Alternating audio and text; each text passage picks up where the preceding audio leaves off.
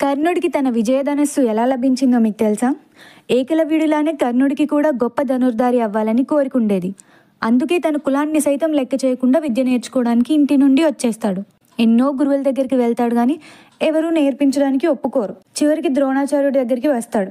ఇతను కూడా నిరాకరిస్తాడు అన్నది అబద్ధం. యాక్చువల్గా కర్ణుడు కూడా కౌరవులు పాండవులతో పాటు ద్రోణాచార్యుడి దగ్గర విద్య నేర్చుకుంటాడు. కానీ అర్జునుడిని ఓడించడానికి బ్రహ్మాస్త్రాన్ని నేర్పించమంటాడు.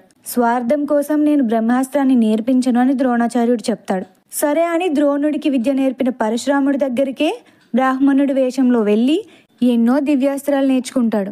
అలానే కర్ణుడి ప్రతిభకి పరశురాముడు విజయధనస్సుని బహుమతిగా ఇస్తాడు.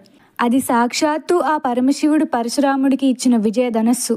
ఒకరోజు కర్ణుడి ఒడిలో సేద తీరుతున్న పరశురాముడికి పారుతున్న రక్తం కనిపిస్తుంది. తీరా చూస్తే తేలు కొడుతున్నా సరే కర్ణుడు గురువుని డిస్టర్బ్ చేయలేక నొప్పిని భరిస్తూ కనిపిస్తాడు. ఇంకా పరశురాముడికి అర్థమైపోద్ది, బ్రాహ్మణుడైతే ఇంత బాధ తట్టుకోలేడు, సో తిను ఖచ్చితంగా క్షత్రియుడే అని. పరశురాముడి యొక్క తండ్రి చావుకి కారణమైన క్షత్రియులకి తను విద్య నేర్పించను అనుకుంటాడు. కానీ మోసం చేసి విద్య నేర్చుకున్నందుకు పరశురాముడు కోపంతో కర్ణుడికి ఇలా శాపమిస్తాడు, నీ అత్యవసర పరిస్థితిలో నీ విద్య నీకు గుర్తుకు రాకుండా పోతుంది అని. ఒక రకంగా కురుక్షేత్రంలో కర్ణుడి ఓటమికి కారణం కూడా ఇదే. Follow for next part.